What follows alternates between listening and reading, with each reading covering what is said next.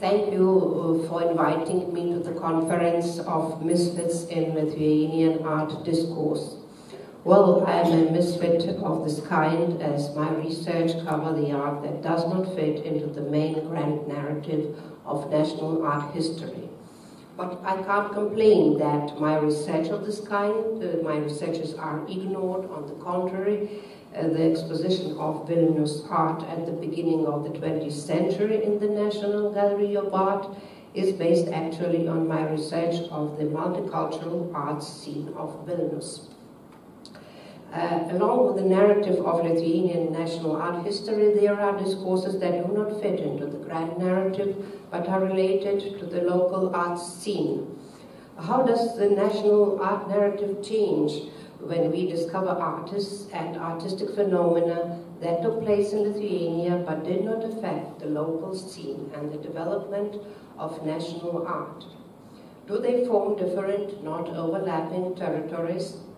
Or do they form a single landscape with different acting figures?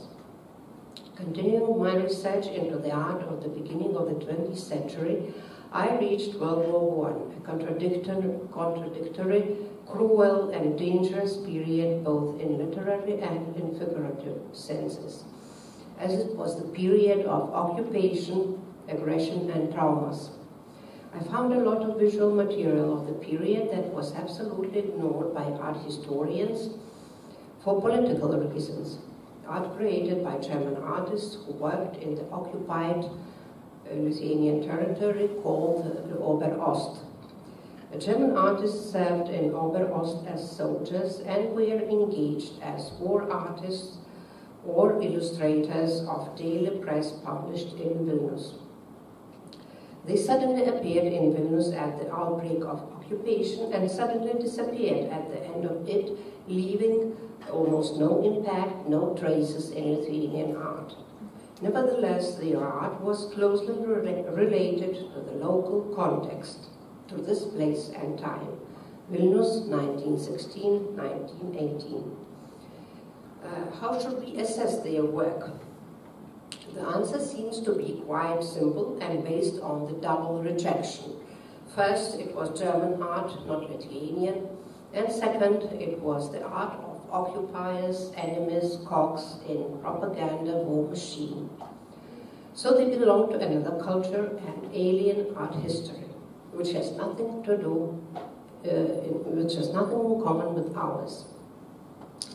However, the situation is more complicated, and the drawing of such boundaries may turn out to be wrong. My arguments will be based on the case studies of three German artists, Alfred Holler, Walter Buche, and Cornelia Gullit, who resided and created in Vilnius during World War I. Alfred Holler studied at Düsseldorf and Karlsruhe art academies and Académie Julienne in Paris in the early 20th century. Upon an invitation from a colleague, he visited Open, a town near Aachen, and settled there in 1910. At the outbreak of war, he found himself in the Eastern Front. He was appointed to work as a Kriegsmaler, what means a war artist, by the chief commanders of the Oberost. And from 1916 to 18, he lived in Vilnius. Although being a war artist, he did not paint works on military themes. He painted only landscapes showing traces of war, like you see here, the ruins of Raudondvaris Palace on the slide. But the bulk of Holler's works consist views of Vilnius. They were exhibited in his solo exhibition in 1917 in Vilnius and published in a separate folder. Why do Germans find his views of Vilnius interesting, beautiful, and how did they interpret them? I quote an article from propaganda newspaper Zeitung der 10. Armee that was published in Vilnius. Who knew about the picturesque beauty of Vilnius before? Who heard that Vilnius has the full right to be called the most charming European city? Only the war and the liberation of Vilnius by the German army drew attention to the royal Lithuanian city that has almost sunk into oblivion during the years of the Russian rule. Germans noticed the magnificent looks of the city right away, the setting of incomparable beauty, the astonishing richness of luxurious and powerful buildings, and were fascinated by the city's unique character, having both European and half-European features. It was the artists whose way to the front lay through Vilnius that its charming and continuously captured its beauty with a pencil or a paintbrush, the end of quote.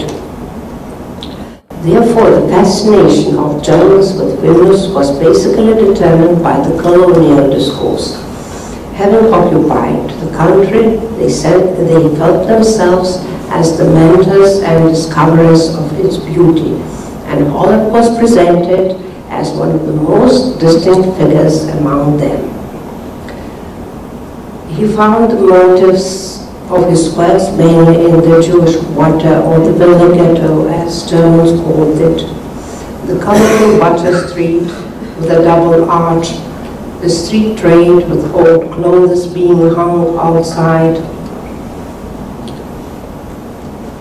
small courtyards crammed with sheds, low arched passageways of courtyards, and the old cemetery in Šnipiškės. It was a special artistic phenomenon of the period of World War I, but many German artists emphasized the uniqueness of the Jewish Vilnius, its archaic beauty mixed with poverty. And this image was developed by the Jewish artists in Vilnius later, that means in the interwar period. A narrow Holler painted in oil and used a mixed technique of pencil and gouache. A narrow tonal range of colors, sensitive line, and fragmentary compositions are characteristic to the art of the late 19th and 20th century and Art Nouveau. Holler was the poet of the old town. He wandered around the city looking for coarse spots, unexpected angles, and was particularly fond of dusk and winter motifs. Most probably this atmosphere makes Holler's images imbued with melancholical emotions, sadness of the occupied city. After the war, Holler lived in Open and won fame as a master of panoramic views of Aachen. Well, Open is situated at the border between Germany and Belgium, and it subjected the artist to the tension of the multicultural border, location and political changes. By the way, his citizenship changed 4 times in the 20th century as the city belonged to Germany or to Belgium alternately. Today, Open is the capital of the German-speaking community of Belgium. Holler's legacy, including his works from Oper Ost, is kept in the collection of the German-speaking community in Open. Holler's exhibitions were held in Belgium, but his Oper Ost works were never shown. Nevertheless, the largest Holler's painting, Great Synagogue of Vilnius, today hangs in the prestigious place in the government palace of the German-speaking community of Belgium, in the cabinet of the minister-president. By the way, this community has a collection of artworks, but Holler's work was chosen as the most valuable one. Well, it represents an iconic place, the Great Synagogue of Vilnius.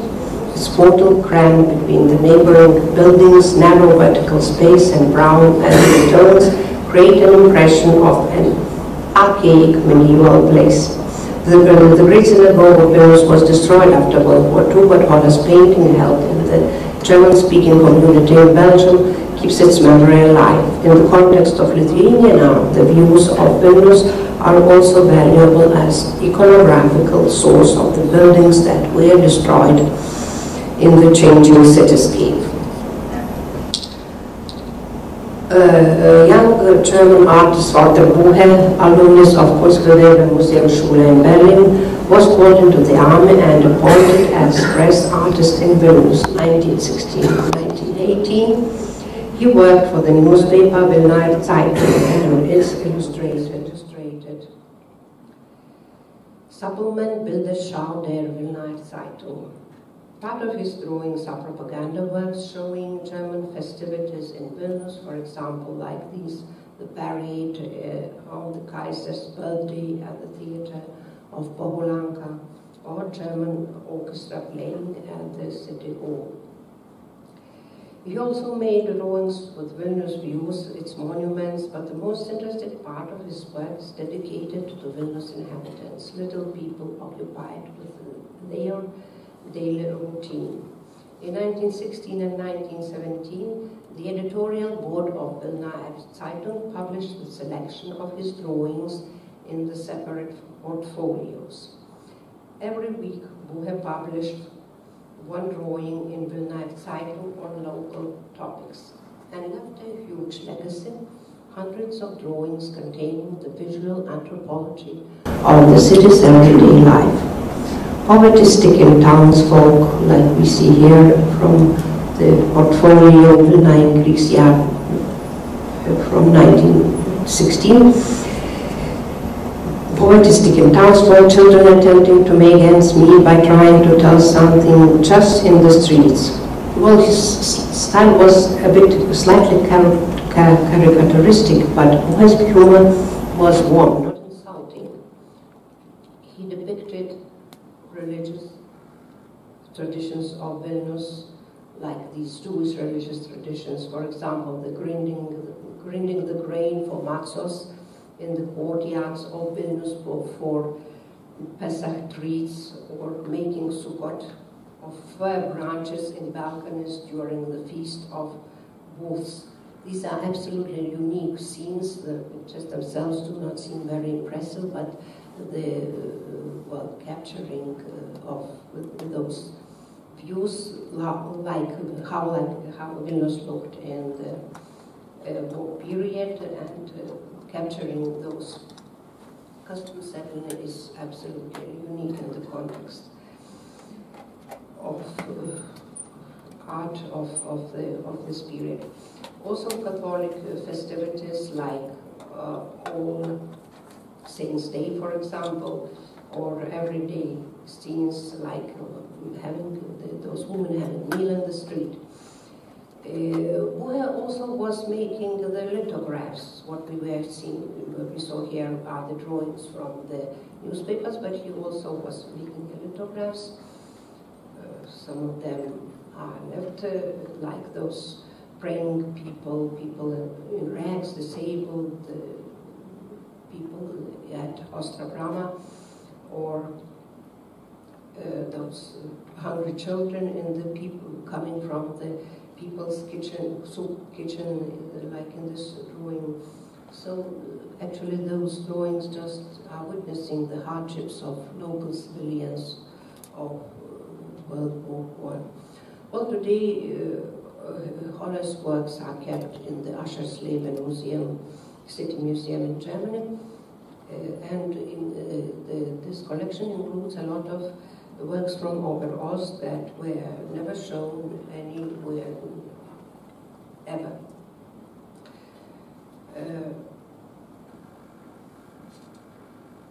From 1915 to 16, a young artist, Cornelia Gurlitt, worked as a nurse in Antakalnis military hospital in Vilnius.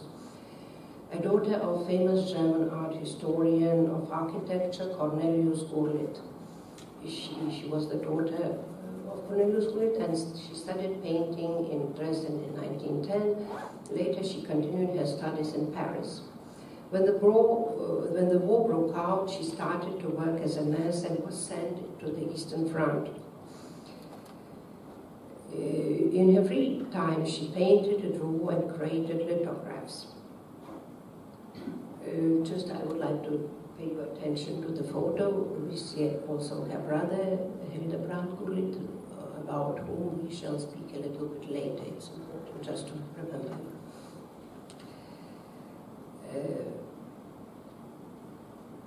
In Vilnius, Cornelia Gullit rapidly matured as an expressionist artist. The painful experience of a nurse at a military hospital can be seen in her lithograph, a figure of a nurse in the light of a surgical lamp, and wounded soldiers with faces distorted by pain lying in the beds around her. The expressive composition is closed in diagonal lines. The walls are collapsing, the room is transformed into a tent with a deformed space reminiscent of illness-induced hallucinations. The emotional and sensitive artist hated the war machine, and it pained her to see the war victims. She was particularly badly shaken by the poverty in the Jewish quarters of the old town of Vilnius. In one of her drawings, she captured the beggars of Vilnius. She called the drawing Rachmanis. Here, that is on the right side. She called this drawing Rachmanis, which means mercy, pity in Yiddish, and according to the Talmud, it is one of the basic Jewish spiritual values. Like other German artists, Cornelia discovered in Vilnius an authentic community of Ostjuden, whose faith and spiritual strength made her a huge impression. Next to beggars in this drawing, she presented artworks of Vilnius, a motif of the city's most famous icon, Our Lady of the Gate of Dawn, symbolizing Christian compassion, and below on the right, an allegorical sculpture of women giving alms from the decor of the Church of St. Peter and Paul, which is actually situated close to the Antakalnis Hospital. The motives of beggars and the paraphrases of the artworks were related to compassion and mercy that united different religious denominations in Vilnius and had the greatest human value for Cornelia Gullit. In Vilnius, she met an art critic and contributed to the Vilnius Zeitung, Paul Fechter. He, by the way, was the author of the first book on expressionism in Germany, just printed before World War I. He understood modern art and her work, and later he wrote that woman was most probably the most talented and gifted among the younger generation of expressionists, end of quote. Fechter was also an expert of Vilnius, and one of the authors of the guide, which was called Wanderstunden in Vilna. Cornelia would spend with him free time, and they often roamed around the city together.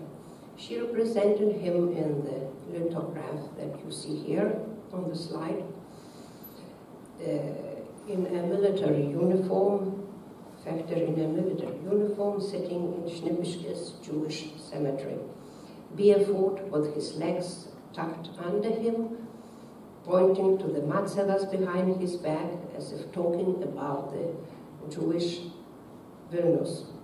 Hills, tombstones, homesteads, and clouds are swirling around and creating a dazzling summer idyll. For Cornelia, it was a brief wartime happiness that turned into love, an intense and deeply experienced feeling. However, it did not last long, and their affair ended. The image of a suffering woman lying prostrate and covering her face with her hands appeared in her lithographs, as you see here. An expressive female figure with a growing belly is standing and reaching out for a male above, out of her reach. Female characters appear in Gullit's works of Vilnius period. The skinny, exhausted mother, single pregnant woman, prostitutes emerging from the dark at the foot of the Castle Hill in Vilnius. These are women's dramas of the war years, works born out of solidarity and compassion with the deprived. Gullit used the lithographic technique. Normally it is meant for soft drawing, but she used it exclusively for hard and sharp expression, strict geometrically broken forms, imbued with anxiety and tension. Well, as an expressionist, she sought to experience life in its fullness and to get into its depths. She did experience this fullness in Vilnius: love, excitement, suffering, and the joy of creation. She was an exalted personality, driven to extremes. And having returned to post-war Berlin, was unable to find the meaning of life. She committed suicide in Berlin in 1919. The artist remained unknown. The first exhibition was held by German galleries Hubert Orts in 2014 in Hochstadt and in 2015 in Vilnius. The most interesting thing was what Orts did afterwards. Having acquired a dozen of the artist's works, he donated them to the Vilna Jewish Museum, acting on the idea that Cornelius' works must remain where she created them and where she was happy. That means in Vilnius. However, it is only a small part of her work. Another part unexpectedly emerged in the collection of her brother, Hildebrand Gurlitt, that we have seen just before, which caused, this collection caused the largest scandal on the art scene of Germany of the early 21st century. Hildebrand Gurlitt was allowed by Nazis to trade with works of degenerate art. He accumulated a huge collection of treasures confiscated from Jews. After World War II, he hid his collection, and it was not until 2012 that the Bayern tax office discovered the collection in the house of his son Cornelius in Munich. Before his death, the latter donated the collection to the Bergen Art Museum, but the museum is going to return the artworks to their heirs of their former owners. While they are being traced, the collection remains inaccessible. Only its part is published on the museum's website. 139 works by Cornelia, mainly from the period of 1915 to 1918, are listed here. So, what views of Vilnius of all years are we going to see in these works? In conclusion, I should like to note that the research of World War I has changed the direction in the West in the last decades.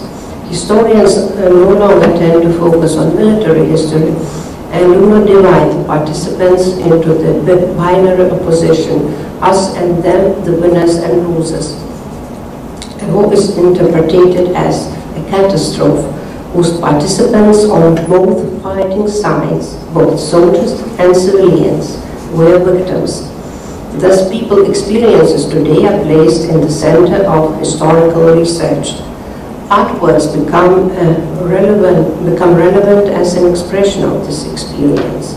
And this experience was revealed by the above-mentioned artists. There are much more of them, but I was just speaking about three: Walter Buche, Alfred Holler, and Cornelia Gurlitt, whose biography and work is inseparable from Vilnius of the war years. For every one of them, Vilnius period was extremely important. Like many German artists, they experienced the inner conflict between the official war propaganda and the reality of war, and testified the sufferings of locals, of civilians and war victims. Well, they left us the images of the occupied Vilnius, and therefore this completely unknown alien legacy of art of World War I think that should be included into our narratives of the art of 20th century. It would be certainly complicated, I think, to present this art in a permanent museum exposition, but certainly it could be shown in temporary exhibitions or in some virtual space as well. So thank you for your attention.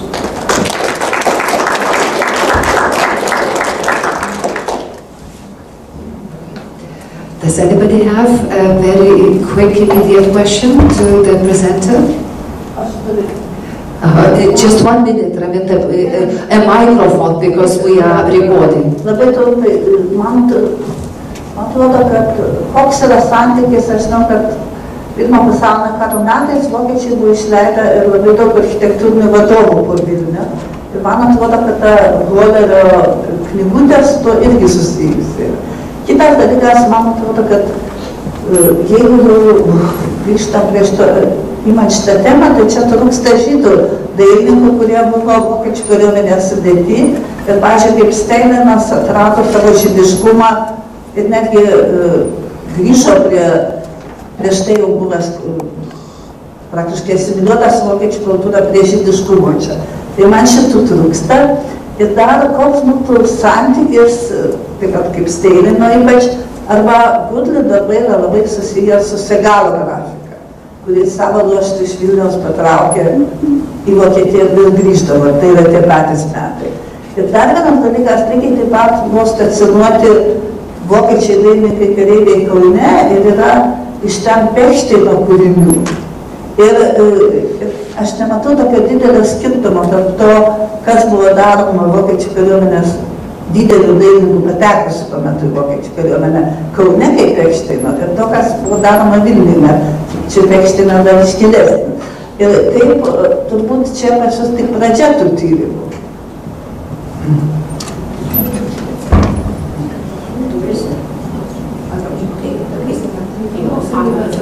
Ačiū, Raminta, už klausimus. Taip, aš noriu pasakyti, kad tai yra mano gerokai didesnio tyrimo dalis ir tam tyrime tikrai yra ir didelis skyrius apie tai, kaip vokiečiai susipažino su Vilniaus meno paveldu, ką jie rašė, kadangi jie tikrai daug rašė, leido knygų ir ten yra tikrai dalis viso to. Ir be abejo, ir daugybė dailininkų, kurie čia yra nepaminėti, tai ten tikrai įeina ir daug vadinamo žydiškojo Vilniaus atradimas žydų dailininkų kūrybo, tai taip jis irgi lygiai taip pat yra. Tik tai aš noriu pataisyti, kad ne Pechšteinas, o Šmitas Rotlifas buvo Kaune.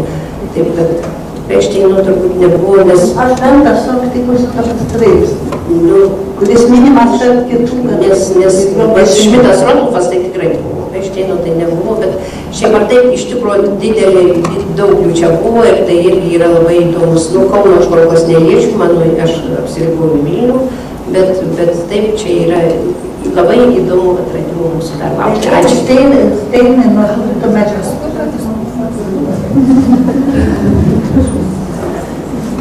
Thank you very much to Laima and also to Raminta Jurėnaitė, who has come up with some additional information and questions regarding German artists that were placed as soldiers during World War I in not only Vilnius but also Kaunas. And as our presenter, Laučkaitė-Surgailienė, has mentioned, this is just a part of her much bigger research that she is still continuing. We can hope that further we will hear in other conferences or also read her publications on that matter. Now, just taking on a little bit role of a DJ as our, allowed us. I wanted to remind us that certain works somehow strangely find their ways into various exhibitions and projects. So Cornelia Gurlitz's lithographs are probably going to be the only artist representing Lithuania at the upcoming Documenta, because curators are interested namely